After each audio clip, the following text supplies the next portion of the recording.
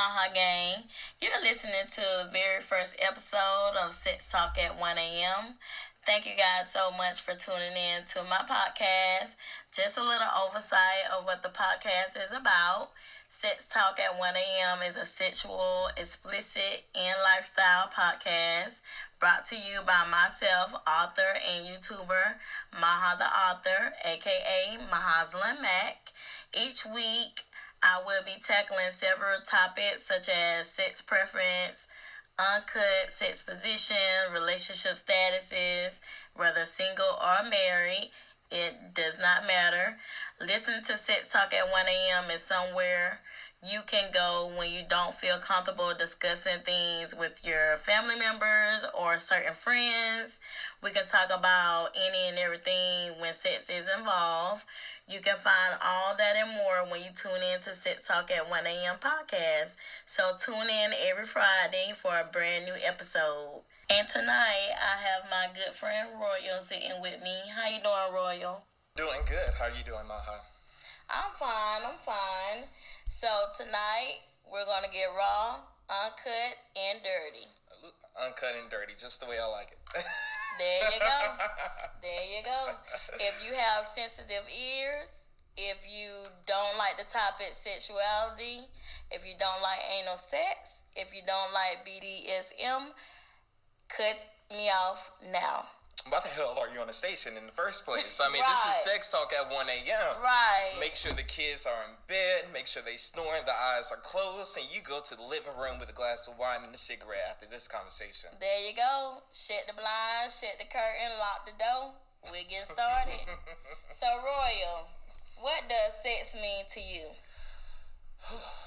That's actually a really tough question, Maha, because sex to me is more of like an intimate thing. You know what I mean? So I love the touch. I love the way it feels. It's just something about, the look of the pussy that I just absolutely enjoy. Hello, talk to him. Oh yeah, especially that fatty juicy one, you know what I mean? Nice brown boobs, nice, pussy, nice ass, like everything is just getting me started. We don't want to get nobody hot tonight. Don't get me hot now. So it's an intimate thing, and also it feels good, and it's just something about, after you get finished, like that nice nut, you just want to fall asleep. It's relaxation, and it's a lot cheaper than drugs and alcohol. It's a natural thing. You gotta love it. Mm-hmm. There we go. So, Royal, who do you prefer best, men or women? Who do I prefer more? That's actually a loaded question, Maha, because some days I want both. Some days I want one or the other. Sometimes I like them both at the same time because, each sex can give me something that I need. With a female, I love the way she carries herself. I love her confidence. I love her feminine ways. I love the perfume. I love to be dominant when I'm on top of her, when I'm having sex with her, the way she talks, the way she smells, all of that is just... But sometimes, I also like, the masculine guy, you know what I mean? So sometimes I like to be choked out and, rough, you know what I mean? So, I'd have to say I describe myself as sexually fluid, to be honest. And there's a lot of us out there. So I hope later on in the conversation we can go more into detail about that, because I do have some opinions on that. I told you he experiencing it. Oh, I'm experiencing it. Alrighty, and so you basically touched on my next topic, threesomes. When was the last time you had one, or how often do you have threesomes? Not as often as I want to. I'm just going to put it out there. I've had my fair share of threesomes. I actually enjoy it because if I get tired and out of breath, I can just do a, high five and then tag the other person in. Tag you in. Tag you in kind of situation. Let me catch my damn breath because I'm tired. I'm old here, okay? So, so I actually enjoy threesomes the most, it's just something about... Now, I'm talking about two guys here and one girl. I love the way she moans and the way she screams. And then you never know how rough, the chick wants it. But once, you tag somebody else in, it's kind of like, okay, I'm going to follow off of you. And then it becomes a little like a semi-competition type of situation. So, give me a chick, tie her up to the bed, legs and arms tied up. And so we're going in that Bdsm now. We're going to say that for later. All right. So when did you really find out or know that you was fluent in your sexuality? Probably in grade school, to be completely honest. At that age, of course, you don't know what sex is. Right. You might have seen little bits and parts of it on television and in movies and everything. Them Cinemax channels. I'm telling you, the devil. So you might have seen a little bit of that, but you never know what sexuality is until you actually know or have sex. Right. But in grade school, probably around 4th or 5th grade, I knew that I liked both, or I knew that I was interested in both. The little girls on the playground with their little hair in a ponytail, the little boys with their shorts, and everything of that such. I was looking at everybody, the grown folks, scoping them out at everybody. So, like, at that moment, I was like, yo, what the hell is wrong with you? Like, this isn't normal. Like, the kids your age, they have a little girlfriend. Right. They're going to the dances together. And I'm struggling, trying to figure out if I want to ask this hot girl that's in my class or the hot guy that's in the class next door.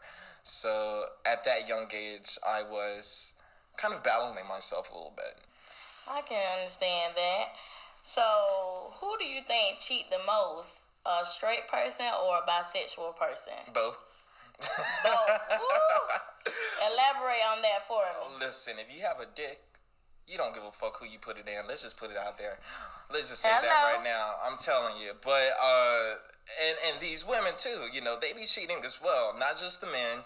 So everybody cheats.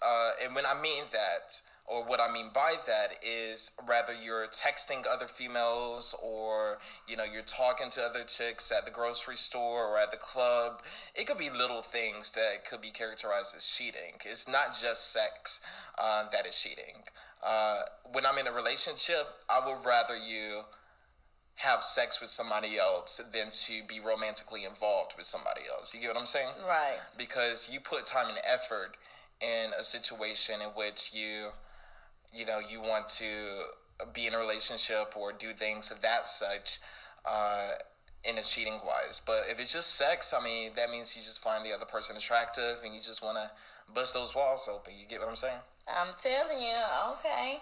So you agree with open relationships? I do, actually. It depends on the person and your partner. Have a conversation before you do it, though. Hey, babe, the sex that we're having right now ain't rocking. Can we bring somebody else in? Or we need to liven it up. I'm telling you, especially like all these people that's been in relationships for years. You can't just do the same missionary type of situation. Do a quick 5-minute blowjob or eat the pussy for about 15 minutes and then do missionary or doggy style. It gets boring after a while. You get what I'm saying? Right. So every now and again, you might want to invite a third person, and if you want to do that, call me. Okay. Roy available. He's here to tell you. Okay. Well, why do you think it's such a big difference when a female is bi versus a male being bi? Honestly, I don't know. And I'm going to elaborate on that.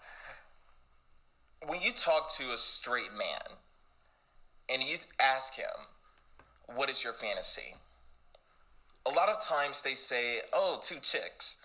I want 2 chicks to do it. I love seeing 2 chicks when they're fucking each other with a dildo or anything of that such, eating each other's pussy out, nice tits. That's their fantasy. You get what I'm saying? Right.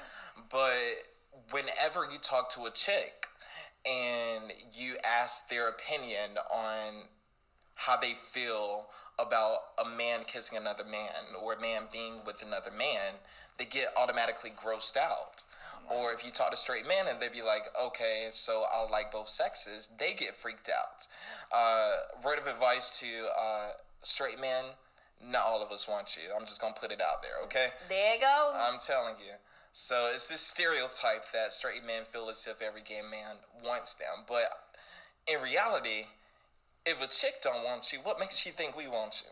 Hello.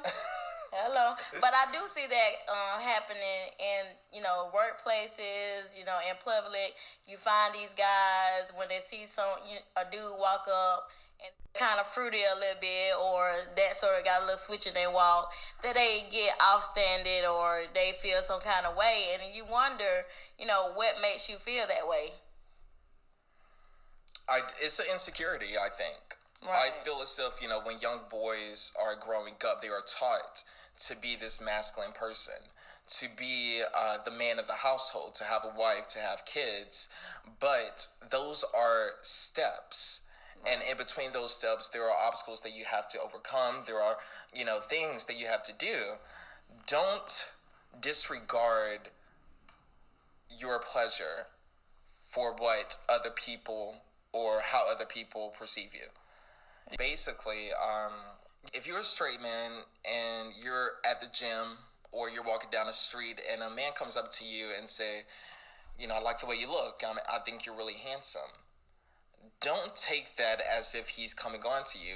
Take the compliments, say thank you, and keep walking. If he continues to press on, just tell him, hey man, I don't roll that way. Right. Use your words. Nowadays, men like to use their fist. Right. But mind you, the guys who like guys can fight too.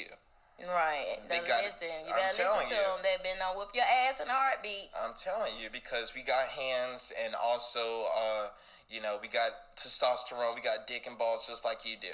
So let's step up. Right. So that brings me to my next question. Why do you think so many dudes are on the DL? By how people perceive them in public, in social media, on television, and on screens. It's how people perceive you. If you outright tell people, I find other guys attractive, they look at you funny with a side eye. Right. They say, well, you're less of a man because you don't like what I like. But in reality, they don't understand it. Just because you like men, it doesn't mean you don't like women. Right. It doesn't mean that you're less of a man. It just mean you're comfortable with your sexuality to explore all aspects. I feel there's a lot of DL men out there because they're afraid of the backlash, the talking behind their back, the embarrassment. True. And in reality, if we want to stop DL men, well, let me just say, you don't have to entertain any man. Let me just say that to women. If you find out that a guy likes guys, it's your prerogative to continue to date that person. But also be open-minded a little bit. You know what I mean? So, in college, they got their dick sucked by another man. Right. Oh, well, and also another thing is a lot of women feel as if every man who has sex with man has some kind of STD or HIV. So that brings to the next thing as safety. Let's talk about safety. So just regular way, you know what I mean? If you're a man and you have sex with a female that you met at the club, you want to wear a condom. Right. You know what I mean? Definitely wear a condom. Definitely get checked out regularly. That's not a bad thing. Some men don't even go to the doctor to get checked out. But when you have to think about those kind of things, protecting yourself, and if you do want to go both ways, protect the other person as well. That is true. And also, women and men need to do the same. Women carry around condoms in your purse. Protect yourself. Because if you meet a guy that you want to have sex with, you don't want to rely on him to protect you. Protect yourself at all times. Right. Definitely. And even with oral sex, even with anything you do, protect yourself. And I hate when men say, oh, I'm just fucking this chick, or I'm fucking women, I'm fucking pussy, so I'm automatically safe. No. Women out there, they have the same STDs that men have. So you need to protect yourself at all so times. We Get definitely checked. have to be educated on that. Definitely get checked yearly and, monthly if you're doing it. Like Royal here, 6-7 times a day. You definitely want to get checked. And I'll be saying all my business out there. I can go rounds. Let's just say that, okay? Right. So yes, he gets it in. Believe that. Okay. So when the last time you was in a relationship? When was the last time I was in a relationship? It's a bad thing that I have to think about it. Okay, look. I mean, it's a while. It's a while because, I'm focusing on myself right now. You know what I mean? So the last real relationship was probably 2 or 3 years ago.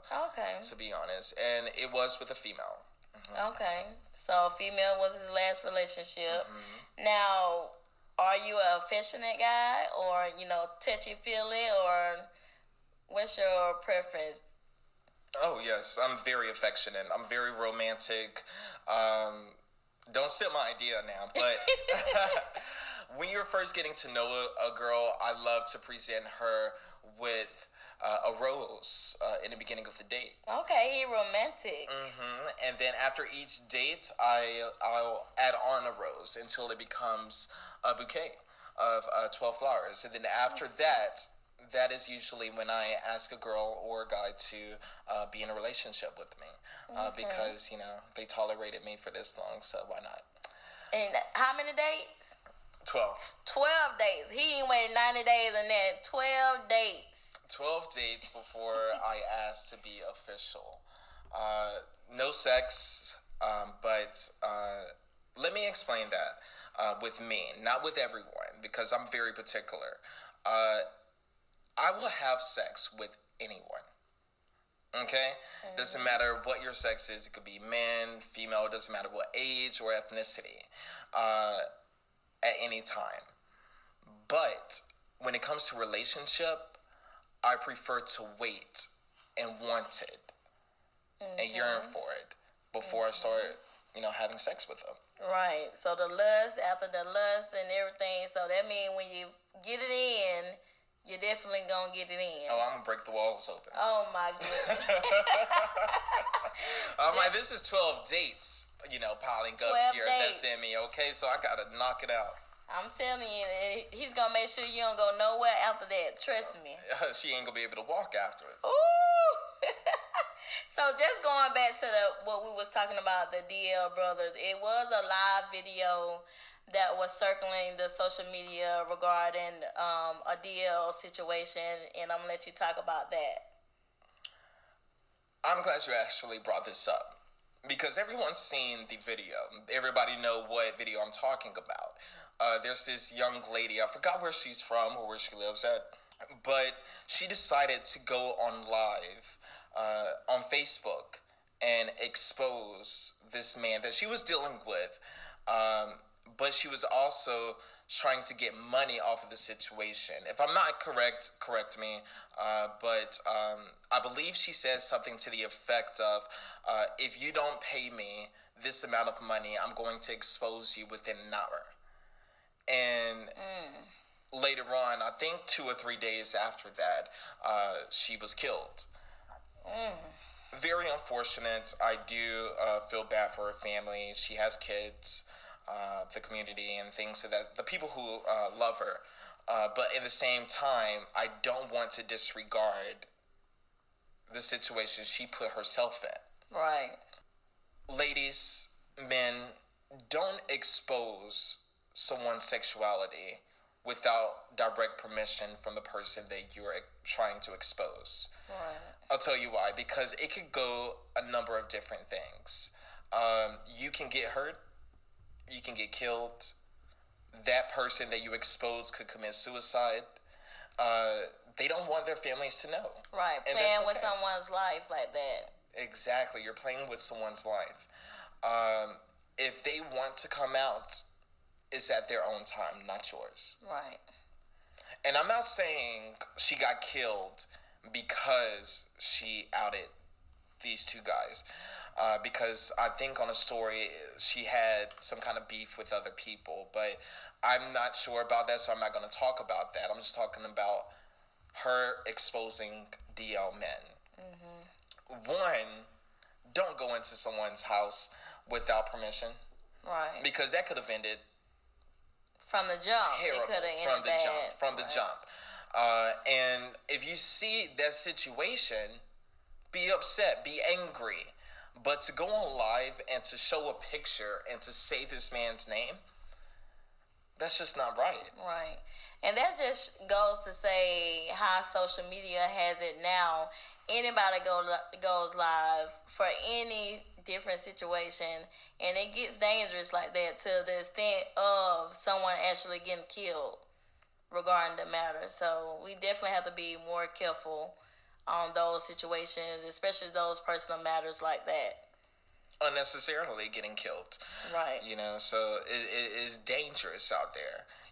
I'm not saying if you see a guy, if you see a guy having sex with a guy and you know the girlfriend, definitely kind of give out hints that she needs to protect herself and have a conversation with him. But to outright and try to embarrass these two guys was just, it just wasn't right. Right. So, I'm sorry to hear about that for both parties, either way it go, because now we know about him and we know what happened with her, so it's no win-win situation on that at all. But people also need to realize also with a situation like this and the story we're talking about is that's the exact reason why we have DL brothers. Right. Because they're afraid that if their secret comes out, they're going to get exposed. Mm-hmm. You have preachers, you have deacons, you have people in entertainment that every now and again like the same sex, and that's just okay. Right. You don't even have to put a label on it. You don't have to be, if you have sex with a man, you're automatically gay, or you're automatically bisexual, or anything of that such. You're just sexual. Right. And just to speak on double standard, it's the same with women. For instance, if you're a lesbian or that sort of thing, or if you like men and you like female, it shouldn't be a double standard regarding that matter. It's just a sexual preference. It is. Because you have couples out there that enjoy bringing in other people, and you also have single people that actually enjoy excuse me, that actually enjoy the sexual aspect. But in my case, when I say I enjoy both sexes, how can I word this? I like the affectionate aspect of it. There are some things that I can get from a woman that I can't get from a man. And there are some things that I can get from a man, but not a woman. Okay. You know what I mean? So, it's just, it doesn't make me less of a man.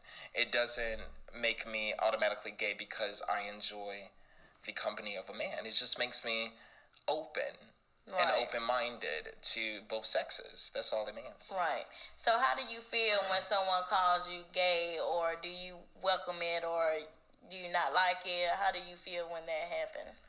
Well, let me tell you something, Mahan.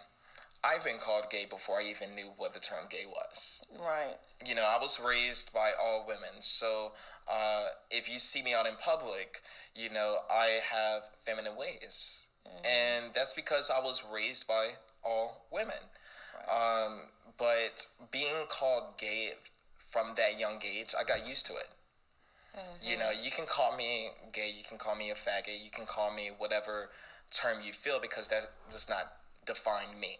Right. I know exactly who the fuck I am, and you don't know who I am. Right.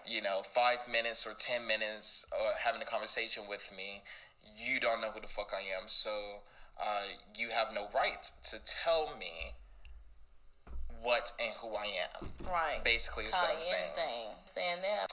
Definitely getting cut with the next topic here, anal sex. You guys heard me right. I'm going to repeat it one more time. We finna get on anal sex. Let's talk about it. Hello. I know a lot of people are not used to it. I know a lot of people are foreign to it. Hell yeah, that shit hurts. We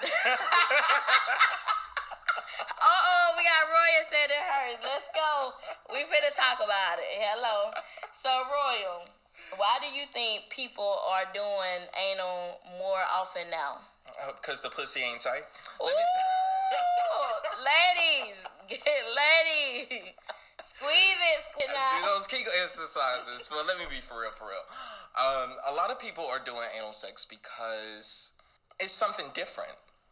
You know, because like from the beginning of the conversation, we was talking about spicing it up a little bit. You get what I'm saying? Trying new things, you know. But a lot of people are doing anal sex because it's something different and something new. And a little fun fact is that G-spot in the pussy, you know, you see my finger right here, it's like a hook. Oh. You see what I'm saying? All right. So unless you're one of those guys that got like a hook dick, you ain't gonna hit it. I'm telling you. Now, if you slide it into the ass, you poke that G-spot just right there. There. All right, we're getting educated here. I'm telling you, that's the fastest way to hit the G-spot for some ladies. Now, you know, so before you do it, please clean the ass. Okay, so that brings my next thing. Safety. And what do you need to have before you attempt to do anal sex? Well, you have to trust the person.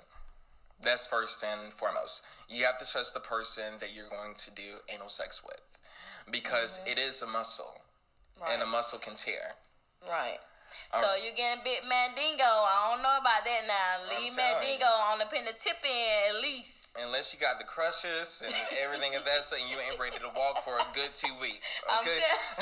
You be calling your job like, I need to use that PTO time tomorrow. I'm telling you, what for? I can't tell you, girl. I cannot tell you.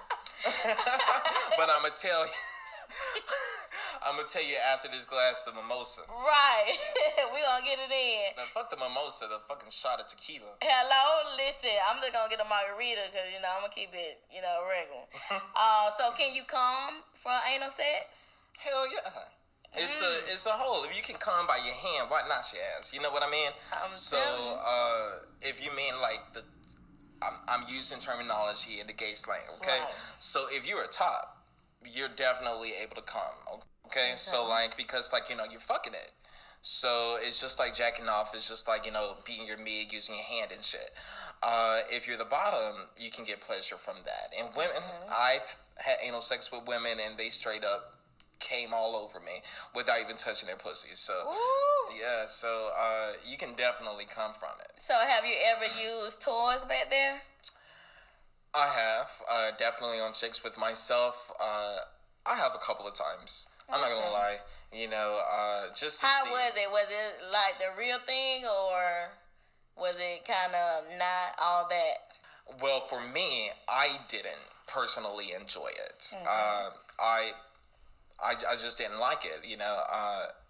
In the gay community, I'm a top, so I don't get fucked, but I'm very gentle when I do it to a female or to a guy.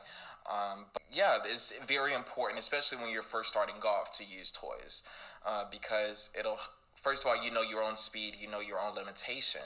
Right. So you can, before you even bring in another person, I recommend you use toys, a starter kit, or your fingers. Or, your finger first. Don't be like these kids you see on porn using broomsticks and fucking. Oh my goodness! I don't think I ever seen that. Plungers and shit to do it. You know, you got to do it the safe way. Right. Me personally, being a married woman, anal is not my favorite. Maybe once, maybe twice on birthdays and anniversary, you may get it, you may not. It's just not something I enjoy doing. I'm just gonna leave it right there. Can I ask you a question, Maha? Mm-hmm. So, what made you want to do anal sex? I think it was basically an experiment. It's kind of like, you know, you've been with someone for so long, you know, like you said, spicing it up. We're gonna try this, try that. We see what work, we see what don't work, and that sort of thing. And me personally, for the man, anal sex is wonderful. It's 10 times the ecstasy and everything else. For the woman, I feel we don't get as much pleasure. Especially, well, let me say this is the first few times. Now, I'm not talking about I'm no porn star or anything like that. Like, I can bust it wide open on a mandingo. I'm not like that now. But listen, this is just the first few tries, or that sort of thing. But, to each his own, whatever your preference is. If you like anal, if you like, don't do anal or anything like that, it's just up to you. But, yeah. It's not my favorite. So, BDSM. When we talk about BDSM, I know a lot of you guys know this from, what was that? 50 Shades of Grey. 50 Shades of Grey. When everybody seen the 50 Shades of Grey, we was like, oh, Lord. He was abusive and, choking you with belts and everything else. But when you really get down to it and you respect the situation and you educated about the situation, then you can sometimes have fun with the situation. Sounds like a Saturday night to me.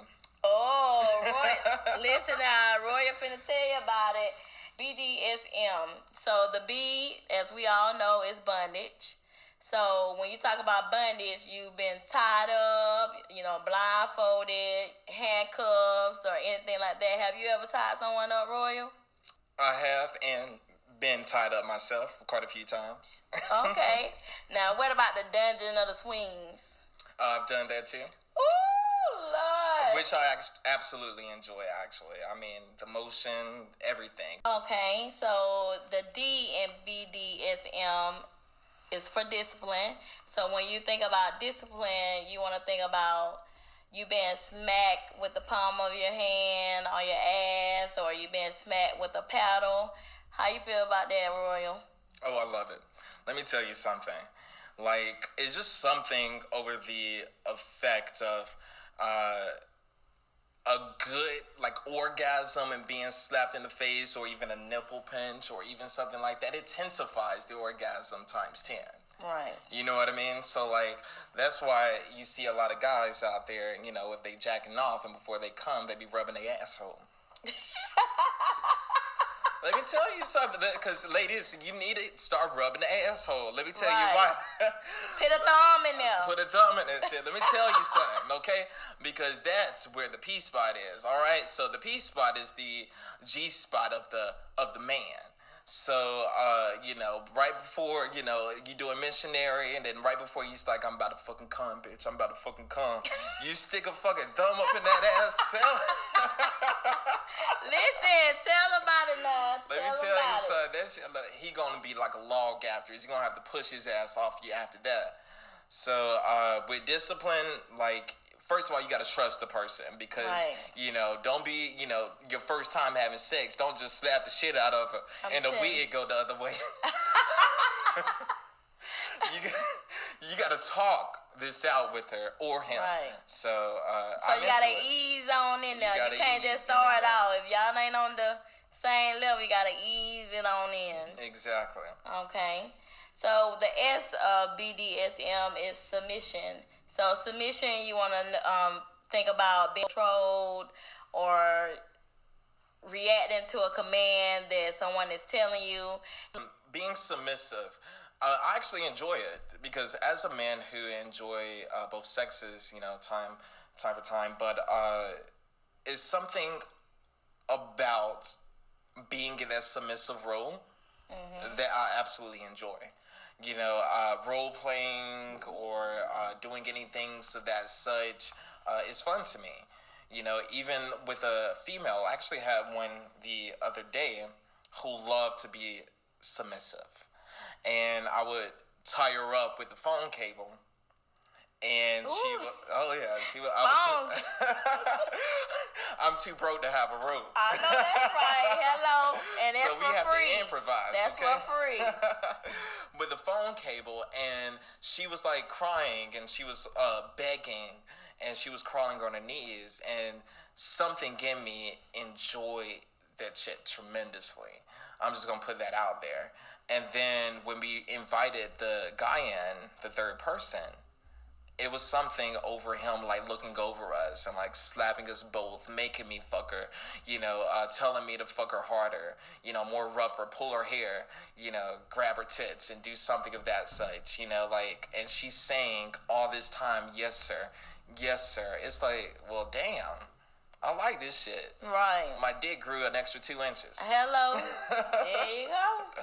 There you go. So it's a yes for submission. Now, normally when you talk about BDSM, we always got to have a safe word because, like I stated, we have some of those women that think they can hang, but they can't hang. So we need to have a safe word that you can scream out or yell out for your partner or whoever you with to know, you're doing too much, you need to slow it down or something like that. What's a good safe word for you, Royal? Well, let me just piggyback off what you said. Like, before you even start BDSM, you have to be able to trust the person that you're with. Don't just get some kind of random and then decide to do these crazy things like BDSM, which is fun, because the last thing you want is, to be tied up on your bed, legs and arms unable to move, blindfolded, and the dude freaking steal all your shit, even your Prada shoes. So make sure you trust the person that you're with. And the safe word that I will probably use is, well, I've used quite a few. I've used cucumber, I use fox, but a good one will probably be royal. Okay. So I think a good safe word for me when I don't have too much would be slow down and stop. So I'm just neutral. I'm not, I don't know about them fox or nothing like that. Just slow down. Oh, wait a minute, hold up. Give me a minute, and then we can continue. But hey, that's just me. Okay, so understand about the BDSM. I did have to do some research on that because me personally, I don't partake in too much of it. You have different aspects. You have different jobs, and you have kids, and you have, a husband and everything else. You try to fit everything in a bubble, and sometimes you don't have time to, be tied up, or you don't have time to be blindfolded or anything like that. You be lucky you get the door locked. I have some advice for people also doing BDSM. Women, I'm talking to my women out there, okay? Make sure that wig is secured on your damn head before you ask somebody to pull that shit. Because the last thing you want is a dude to freaking take a bundle and your ass looking like freaking that dude from Austin Powers. Like, make sure, mini-me. So make sure you secure that thing. Right. And also, always practice safe and trust the person that you're doing all of these things with. Absolutely. Absolutely. So that's the number one thing. Safety, safety, safety. Make sure you're comfortable with your partner. Make sure you're educated on a lot of these sex activities. Make sure you're fluent with what you really want in your life, what you want to be, who you want to be with.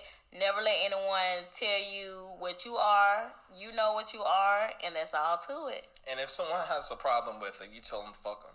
Because for real, like, in reality, no one else is in your bedroom.